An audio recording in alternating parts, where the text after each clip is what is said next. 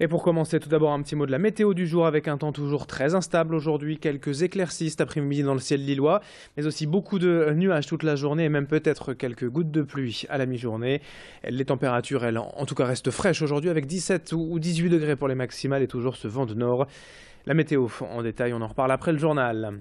Ce matin, tout d'abord, attention sur les routes. On signalait très tôt ce matin, vers 5h30, quelques rassemblements de producteurs nordistes, producteurs de lait et des convois de tracteurs sur les autoroutes lilloises en direction de l'A27 et en direction de Bruxelles. Peut-être encore quelques ralentissements donc ce matin vers l'A27 et vers Bruxelles, mais un convoi qui semble avoir quitté déjà la métropole lilloise.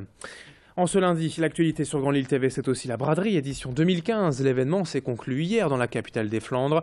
Nos équipes étaient encore au cœur des bradeux hier après-midi pour prendre un peu d'ambiance dans les rues. On n'a certainement pas battu des records de fréquentation hier, même s'il est impossible de connaître les chiffres exacts du nombre de visiteurs, mais la pluie samedi et le froid globalement tout le week-end ont certainement découragé beaucoup de curieux. Il y avait quand même encore de jolies choses à voir hier, de quoi se retrouver en famille ou entre amis autour d'une bonne table et faire la fête, pourquoi pas sur ces mêmes tables. Céline Nuret est passée dans le Vieux-Lille hier pour tourner ses images et elle a rencontré quelques bradeux du dimanche. Sur le plan des affaires, c'était quand même nettement moins bon que d'habitude. Bon, est-ce que c'est dû à la crise? Est-ce que c'est dû au climat général qui n'est pas bon? Mais bon, voilà, c'est toujours quand même la possibilité d'écouler des stocks qui dorment. C'était quand même bien fatigant parce qu'il a plu, donc il a fallu remballer de temps en temps. Et puis on était levé depuis 5h du mat, donc ça pique un peu quand même. Et on a bien vendu, en fait là ça fait 3 ans qu'on l'a fait, donc à chaque fois on est à peu près dans nos prix, on fait 70 €, donc c'est pas mal la journée. Grosse appréhension du mauvais temps qui a fait qu'on a une clientèle qui est venue parce qu'elle voulait, donc belle année. Cette année, je trouve, on a peut-être moins vendu, il y a eu autant de monde, mais par contre, je pense que la pluie y a joué beaucoup. Autre image hier, et c'est une tradition incontournable de chaque braderie, le passage des glaneurs le dimanche soir auprès des objets laissés sur place, abandonnés par certains vendeurs, plutôt que tout rembarquer chez eux.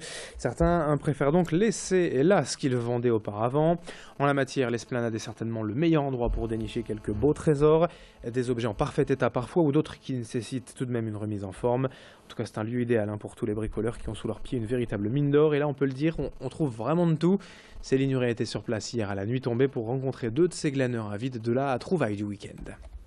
J'ai trouvé un jeu de Stratego, donc quelqu'un a marché dessus, donc il y a des pièces cassées. Vous avez l'habitude de faire ça après la braderie? Ouais, j'ai fait ça une autre année avec des potes. Et on avait trouvé des bons trucs. Des bons trucs et on avait accès à une maison juste à côté, donc on faisait des allers-retours et tout. C'est intéressant de venir à la fin de la braderie? Oui, c'est pas pour ça que je viens, mais ouais. Normalement ils jettent tout ici, donc ouais. En ce lundi, on vous propose également de revoir quelques moments forts de ce week-end de braderie, notamment notre journée en direct samedi, donc avec toutes nos équipes mobilisées sur place au cœur de Lille. Le départ du semi-marathon, par exemple, était un moment fort à 8h30. Ces images en direct, voyez, pour vivre ensemble ce départ. Écoutez, justement, à l'arrivée, l'organisateur Paul Besson, le président de l'organisation, ravi de cette nouvelle édition très populaire. Plus de 15 000 participants, je vous le rappelle. 100 en dessous de 1, c'est déjà bien. Là, ils ont fait 1,25. Bon, c'est magnifique. On a peut-être eu un déficit avec nos lièvres parce que quelques-uns ont été bloqués au Qatar. Mais c'est bien, c'est une belle course. On reste parmi les meilleures courses de France cette année. Bon, on peut pas tout avoir. C'est une satisfaction parce qu'on les voit arriver de très loin et on a vu arriver ces coureurs qui ont quand même déjà plus de 21 km dans les jambes et qui arrivent à sprinter comme des coureurs de 100 mètres. C'est fabuleux. L'un des meilleurs régionales, Romain Carrette, était également dans la course samedi. Il a bien figuré d'ailleurs en se classant dans les 20 premiers. Et nous étions également avec lui à l'arrivée. Le chrono 1:08,58 apparemment officieusement à l'arrivée. Je suis content parce que là je prépare un marathon. J'enchaîne pas mal de kilomètres à entraînement, près de 150 km par semaine.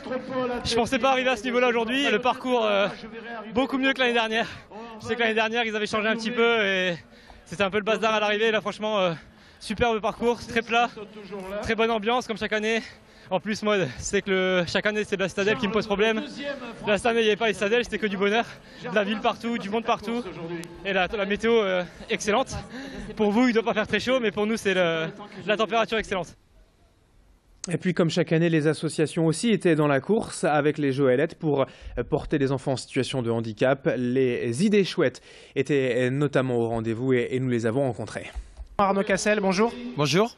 Alors expliquez-nous un petit peu le principe, vous êtes une quinzaine, une vingtaine et vous allez courir avec des Joëlettes, c'est ça? C'est ça, oui. En fait, on est 15 coureurs. Il y a même en fait des parents en fait, d'associations, des enfants qui sont là, qui vont courir, qui n'ont jamais en fait couru.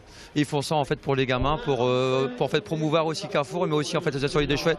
Les gamins qui ne peuvent pas justement en fait marcher et profiter de cette course pour vivre des émotions. Trois enfants en situation de handicap qui vont être donc sur ces petites Joëlettes là comme on appelle ça et que vous allez pousser pendant 10 km. Rappelez-nous quand même la vocation, l'objectif de l'association Les Idées Chouettes. Alors en fait l'objectif de l'association Les Idées Chouettes c'est d'aider en fait les enfants à pratiquer les sports adaptés. Donc ça peut être tout sport adapté, de la plongée ou autre.